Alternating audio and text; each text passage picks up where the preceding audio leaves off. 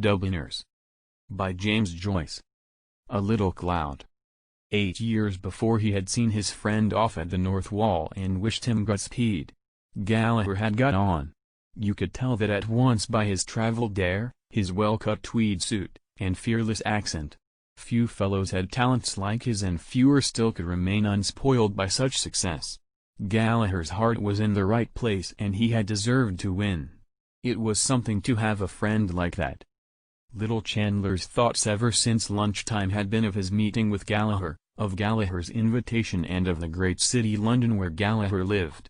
He was called Little Chandler because, though he was but slightly under the average stature, he gave one the idea of being a little man. His hands were white and small, his frame was fragile, his voice was quiet, and his manners were refined. He took the greatest care of his fair silken hair and mustache and used perfume discreetly on his handkerchief. The half-moons of his nails were perfect, and when he smiled you caught a glimpse of a row of childish white teeth. As he sat at his desk in the King's Inns he thought what changes those 8 years had brought. The friend whom he had known under a shabby and necessitous guise had become a brilliant figure on the London press. He turned often from his tiresome writing to gaze out of the office window. The glow of a late autumn sunset covered the grass plots and walks. It cast a shower of kindly golden dust on the untidy nurses and decrepit old men who drowsed on the benches. It flickered upon all the moving figures, on the children who ran screaming along the gravel paths, and on everyone who passed through the gardens. He watched the scene and thought of life, and, as always happened when he thought of life, he became sad. A gentle melancholy took possession of him. He felt how useless it was to struggle against fortune, this being the burden of wisdom which the ages had bequeathed to him. He remembered the books of poetry upon his shelves at home. He had bought them in his bachelor days, and many an evening, as he sat in the little room off the hall, he had been tempted to take one down from the bookshelf and read out something to his wife. But shyness had always held him back, and so the books had remained on their shelves. At times he repeated lines to himself, and this consoled him. When his hour had struck he stood up and took leave of his desk and of his fellow clerks punctiliously. He emerged from under the feudal arch of the King's Inns, a neat modest figure, and walked swiftly down Henrietta Street. The golden sunset was waning and the air had grown sharp. A horde of grimy children populated the street. They stood or ran in the roadway or crawled up the steps before the gaping doors or squatted like mice upon the thresholds. Little Chandler gave them no thought. He picked his way deftly through all that minute vermin-like life and under the shadow of the gaunt spectral mansions in which the old nobility of Dublin had roistered. No memory of the past touched him, for his mind was full of a present joy. He had never been in Ulysses, but he knew the value of the name. He knew that people went there after the theater to eat oysters and drink liqueurs, and he had heard that the waiters there spoke French and German. Walking swiftly by at night he had seen cabs drawn up before the door and richly dressed ladies, escorted by cavaliers, alight and enter quickly. They wore noisy dresses and many wraps. Their faces were powdered and they caught up their dresses, when they touched earth, like alarmed Atalantas. He had always passed without turning his head to look. It was his habit to walk swiftly in the street even by day, and whenever he found himself in the city late at night he hurried on his way apprehensively and excitedly. Sometimes, however, he courted the causes of his fear. He chose the darkest and narrowest streets, and, as he walked boldly forward, the silence that was spread about his footsteps troubled him, the wandering silent figures troubled him, and at times a sound of low fugitive laughter made him tremble like a leaf. He turned to the right towards Capel Street. Ignatius Gallagher on the London press. Who would have thought it possible 8 years before? Still, now that he reviewed the past, little Chandler could remember many signs of future greatness in his friend. People used to say that Ignatius Gallagher was wild.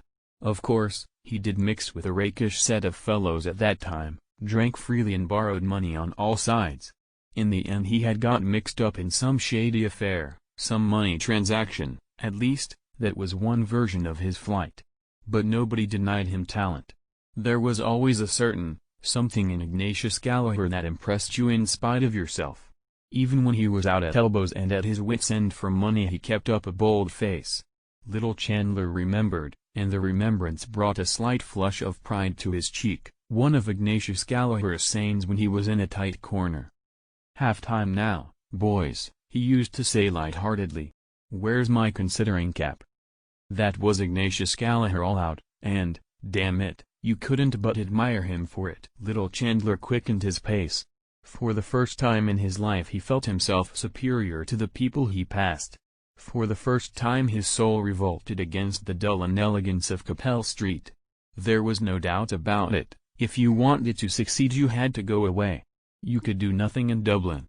As he crossed Grattan Bridge he looked down the river towards the lower quays and pitied the poor stunted houses. They seemed to him a band of tramps, huddled together along the river banks, their old coats covered with dust and soot, stupefied by the panorama of sunset and waiting for the first chill of night bid them arise, shake themselves and be gone. He wondered whether he could write a poem to express his idea. Perhaps Gallagher might be able to get it into some London paper for him. Could he write something original?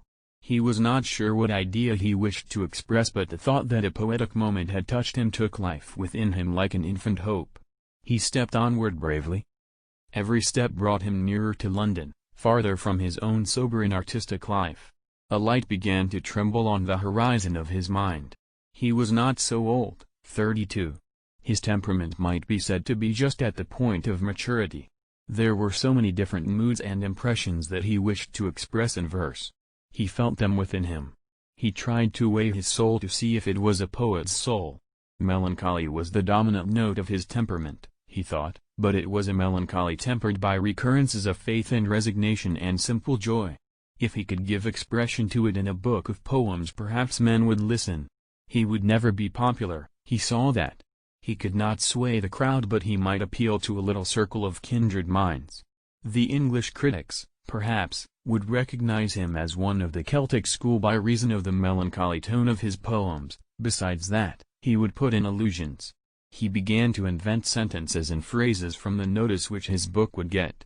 Mr. Chandler has the gift of easy and graceful verse. A wistful sadness pervades these poems. The Celtic note. It was a pity his name was not more Irish-looking. Perhaps it would be better to insert his mother's name before the surname, Thomas Malone Chandler, or better still, T. Malone Chandler. He would speak to Gallagher about it. He pursued his reverie so ardently that he passed his street and had to turn back. As he came near Ulysses his former agitation began to overmaster him and he halted before the door in indecision. Finally he opened the door and entered. The light and noise of the bar held him at the doorways for a few moments. He looked about him, but his sight was confused by the shining of many red and green wine glasses. The bar seemed to him to be full of people and he felt that the people were observing him curiously. He glanced quickly to right and left, frowning slightly to make his errand appear serious, but when his sight cleared a little he saw that nobody had turned to look at him, and there, sure enough, was Ignatius Gallagher leaning with his back against the counter and his feet planted far apart. "Hello, Tommy, old hero, here you are. What is it to be? What will you have?" "I'm taking whiskey, better stuff than we get across the water." "Soda? Lithia? No mineral?" "I'm the same. Spoils the flavor. Here, _garçon_, bring us 2 halves of malt whiskey, like a good fellow. Well, and how have you been pulling along since I saw you last? Dear God, how old we're getting. Do you see any signs of aging in me, eh? What? A little gray and thin on the top, what?" Ignatius Gallagher took off his hat and displayed a large closely cropped head. His face was heavy, pale and clean-shaven. His eyes, which were of bluish slate color, relieved his unhealthy pallor and shone out plainly above the vivid orange tie he wore. Between these rival features the lips appeared very long and shapeless and colorless. He bent his head and felt with 2 sympathetic fingers the thin hair at the crown. Little Chandler shook his head as a denial. Ignatius Gallagher put on his hat again. "It pulls you down," he said. "Press life. Always hurry and scurry, looking for copy and sometimes not finding it, and then, always to have something new in your stuff. Damn proofs and printers, I say, for a few days. I'm deuced glad, I can tell you, to get back to the old country. Does a fellow good, a bit of a holiday. I feel a ton better since I landed again in dear dirty Dublin. Here you are, Tommy. Water? Say when. Little Chandler allowed his whiskey to be very much diluted. You don't know what's good for you, my boy, said Ignatius Gallaher. I drink mine neat. I drink very little as a rule, said little Chandler modestly. An odd half one or so when I meet any of the old crowd, that's all. Ah, well, said Ignatius Gallaher, cheerfully, here's to us and to old times and old acquaintance. They clinked glasses and drank the toast. I met some of the old gang today, said Ignatius Gallaher. O'Hara seems to be in a bad way. What's he doing? Nothing, said little Chandler. He's gone to the dogs. But Hogan has a good sit, hasn't he? Yes, he's in the Land Commission. I met him one night in London and he seemed to be very flush. Poor O'Hara. Booze, I suppose? Other things, too, said little Chandler shortly. Ignatius Gallaher laughed. Tommy, he said, I see you haven't changed an atom. You're the very same serious person that used to lecture me on Sunday mornings when I had a sore head and a fur on my tongue. You'd want to knock about a bit in the world. Have you never been anywhere even for a trip? I've been to the Isle of Man, said little Chandler. Ignatius Gallaher laughed. The Isle of Man, he said. Go to London or Paris, for choice. That'd do good. Have you seen Paris? I should think I have. I've knocked about there a little. And is it really so beautiful as they say? Asked little Chandler. He sipped a little of his drink while Ignatius Gallaher finished his boldly. Beautiful? Said Ignatius Gallaher, pausing on the word and on the flavor of his drink. It's not so beautiful, you know. Of course, it is beautiful. But it's the life of Paris, that's the thing. Ah, there's no city like Paris for gaiety, movement, excitement. Little Chandler finished his whiskey and, after some trouble, succeeded in catching the barman's eye. He ordered the same again. I've been to the Moulin Rouge, Ignatius Gallaher continued when the barman had removed their glasses, and I've been to all the Bohemian cafes. Hot stuff. Not for a pious chap like you, Tommy. Little Chandler said nothing until the barman returned with 2 glasses, then he touched his friend's glass lightly and reciprocated the former toast. He was beginning to feel somewhat disillusioned. Gallaher's accent and way of expressing himself did not please him. There was something vulgar in his friend which he had not observed before. But perhaps it was only the result of living in London amid the bustle and competition of the press. The old personal charm was still there under this new gaudy manner. And, after all, Gallaher had lived, he had seen the world. Little Chandler looked at his friend enviously. Everything in Paris is gay, said Ignatius Gallaher. They believe in enjoying life, and don't you think they're right? If you want to enjoy yourself properly you must go to Paris. And, mind you, they've a great feeling for the Irish there. When they heard I was from Ireland they were ready to eat me, man. Little Chandler took 4 or 5 sips from his glass. Tell me, he said, is it true that Paris is so immoral as they say? Ignatius Gallaher made a Catholic gesture with his right arm. Every place is immoral, he said. Of course you do find spicy bits in Paris. Go to one of the students' balls, for instance. That's lively, if you like, when the cocottes begin to let themselves loose. You know what they are, I suppose? I've heard of them, said little Chandler. Ignatius Gallaher drank off his whiskey and shook his head. Ah, he said, you may say what you like. There's no woman like the Parisienne, for style, for go. Then it is an immoral city, said little Chandler, with timid insistence. I mean, compared with London or Dublin. London, said Ignatius Gallaher. It's 6 of one and half a dozen of the other. You ask Hogan, my boy. I showed him a bit about London when he was over there. He'd open your eye. I say, Tommy, don't make punch of that whiskey, liquor up. No, really. Oh, come on, another one won't do you any harm. What is it? The same again, I suppose? Well, all right. Francois the same again. Will you smoke, Tommy? Ignatius Gallaher produced his cigar case. The two friends lit their cigars and puffed at them in silence until their drinks were served. "I'll tell you my opinion," said Ignatius Gallaher, emerging after some time from the clouds of smoke in which he had taken refuge. "It's a rum world. Talk of immorality. I've heard of cases, what am I saying? I've known them, cases of immorality." Ignatius Gallaher puffed thoughtfully at his cigar and then, in a calm historian's tone, he proceeded to sketch for his friend some pictures of the corruption which was rife abroad. He summarized the vices of many capitals and seemed inclined to award the palm to Berlin. Some things he could not vouch for, his friends had told him, but of others he had had personal experience. He spared neither rank nor caste. He revealed many of the secrets of religious houses on the continent and described some of the practices which were fashionable in high society, and ended by telling, with details, a story about an English duchess, a story which he knew to be true. Little Chandler was astonished. "Ah, well," said Ignatius Gallaher, "here we are in old jog along Dublin where nothing is known of such things." "How dull you must find it," said Little Chandler, "after all the other places you've seen." "Well," said Ignatius Gallaher, "it's a relaxation to come over here, you know. And, after all, it's the old country, as they say, isn't it? You can't help having a certain feeling for it. That's human nature. But tell me something about yourself. Hogan told me you had tasted the joys of connubial bliss 2 years ago, wasn't it?" Little Chandler blushed and smiled. "Yes," he said. "I was married last May 12 months."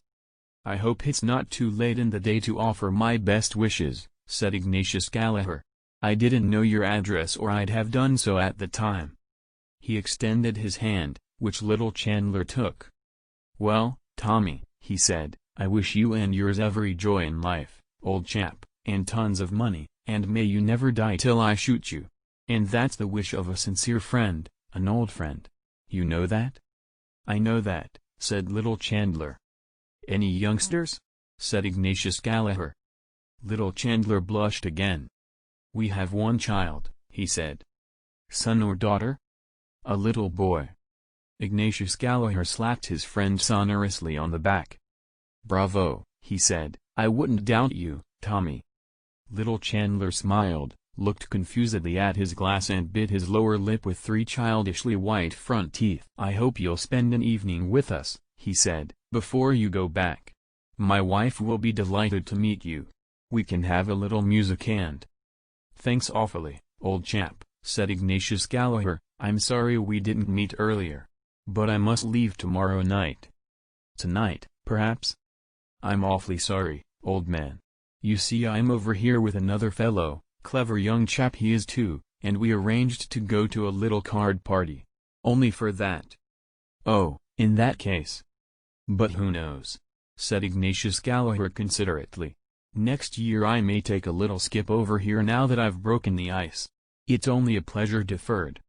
"Very well," said Little Chandler, "the next time you come we must have an evening together. That's agreed now, isn't it?" "Yes, that's agreed," said Ignatius Gallaher.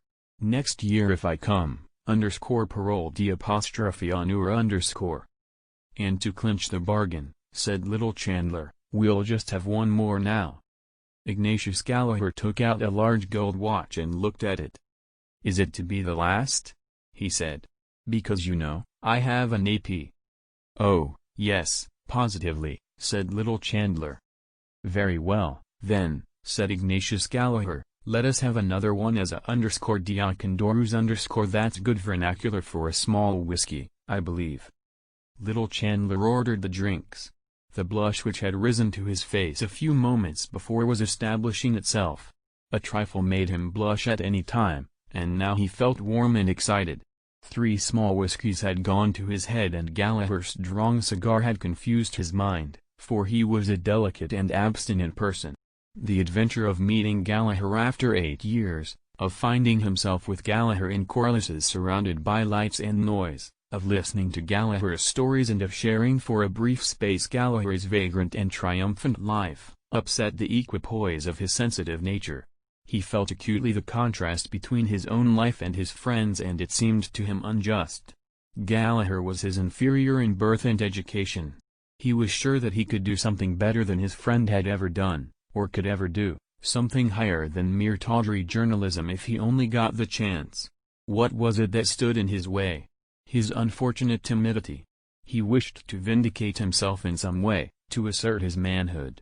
He saw behind Gallagher's refusal of his invitation. Gallagher was only patronizing him by his friendliness, just as he was patronizing Ireland by his visit.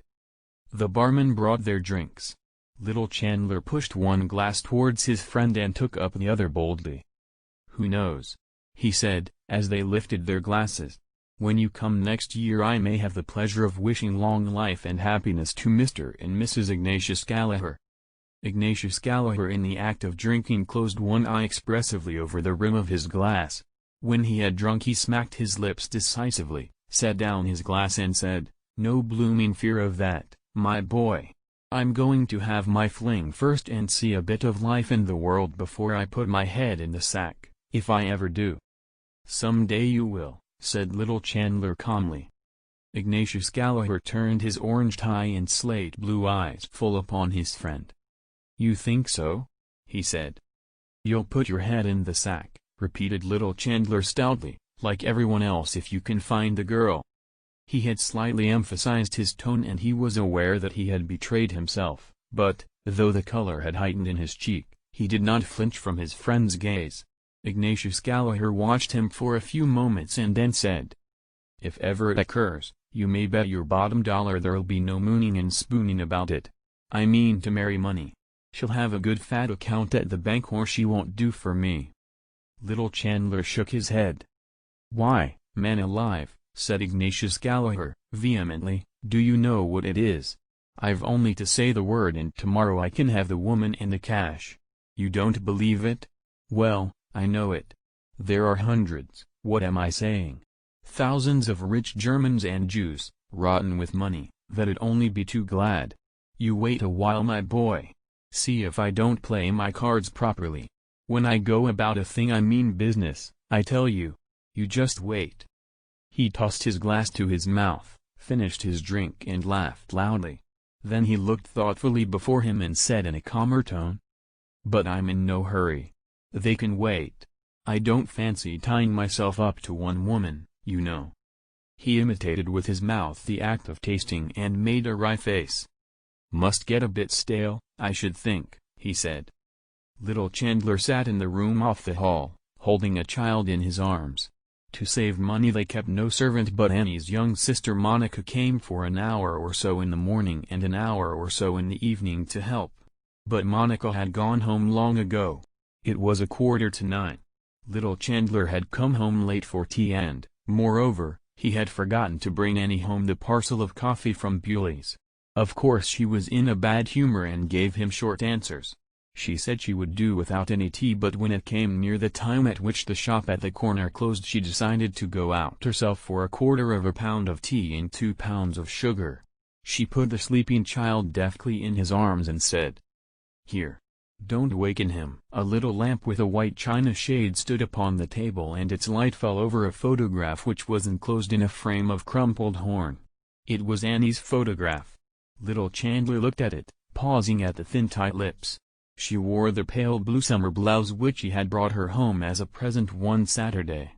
It had cost him 10 and 11 pence, but what an agony of nervousness it had cost him. How he had suffered that day, waiting at the shop door until the shop was empty, standing at the counter and trying to appear at his ease while the girl piled ladies' blouses before him, paying at the desk and forgetting to take up the odd penny of his change, being called back by the cashier, and finally, striving to hide his blushes as he left the shop by examining the parcel to see if it was securely tied. When he brought the blouse home Annie kissed him and said it was very pretty and stylish, but when she heard the price she threw the blouse on the table and said it was a regular swindle to charge 10 and 11 pence for it. At first she wanted to take it back, but when she tried it on she was delighted with it, especially with the make of the sleeves, and kissed him and said he was very good to think of her. He looked coldly into the eyes of the photograph and they answered coldly. Certainly they were pretty and the face itself was pretty. But he found something mean in it. Why was it so unconscious and ladylike? The composure of the eyes irritated him. They repelled him and defied him. There was no passion in them, no rapture. He thought of what Gallagher had said about rich Jewesses. Those dark oriental eyes, he thought, how full they are of passion, of voluptuous longing. Why had he married the eyes in the photograph? He caught himself up at the question and glanced nervously round the room. He found something mean in the pretty furniture which he had bought for his house on the hire system. Annie had chosen it herself and it reminded him of her. It too was prim and pretty. A dull resentment against his life awoke within him. Could he not escape from his little house? Was it too late for him to try to live bravely like Gallagher? Could he go to London? There was the furniture still to be paid for. If he could only write a book and get it published, that might open the way for him. A volume of Byron's poems lay before him on the table. He opened it cautiously with his left hand lest he should waken the child and began to read the first poem in the book. Hushed are the winds and still the evening gloom, not e'en a zephyr wanders through the grove, whilst I return to view my Margaret's tomb and scatter flowers on the dust I love. He paused. He felt the rhythm of the verse about him in the room. How melancholy it was. Could he, too, write like that, express the melancholy of his soul in verse? There were so many things he wanted to describe, his sensation of a few hours before on Grattan Bridge, for example. If he could get back again into that mood. The child awoke and began to cry. He turned from the page and tried to hush it, but it would not be hushed. He began to rock it to and fro in his arms, but its wailing cry grew keener. He rocked it faster while his eyes began to read the second stanza. Within this narrow cell reclines her clay, that clay where once ... It was useless. He couldn't read.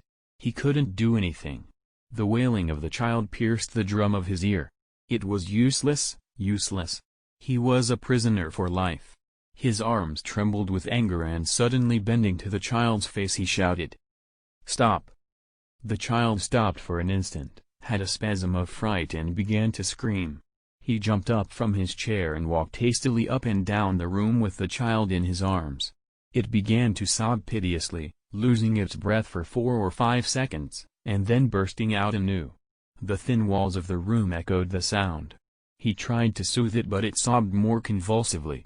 He looked at the contracted and quivering face of the child and began to be alarmed. He counted 7 sobs without a break between them and caught the child to his breast in fright. If it died. The door was burst open and a young woman ran in, panting. "What is it? What is it?" she cried. The child, hearing its mother's voice, broke out into a paroxysm of sobbing. "It's nothing, Annie, it's nothing." He began to cry. She flung her parcels on the floor and snatched the child from him. "What have you done to him?" she cried, glaring into his face. Little Chandler sustained for one moment the gaze of her eyes, and his heart closed together as he met the hatred in them. He began to stammer. "It's nothing." He began to cry. I didn't do anything." "What?" Giving no heed to him, she began to walk up and down the room, clasping the child tightly in her arms and murmuring, "My little man. My little Manny. Was you frightened, love? There now, love. There now. Lambabone. Mama's little lamb of the world. There now." Little Chandler felt his cheeks suffused with shame and he stood back out of the lamplight. He listened while the paroxysm of the child's sobbing grew less and less, and tears of remorse started to his eyes. The end.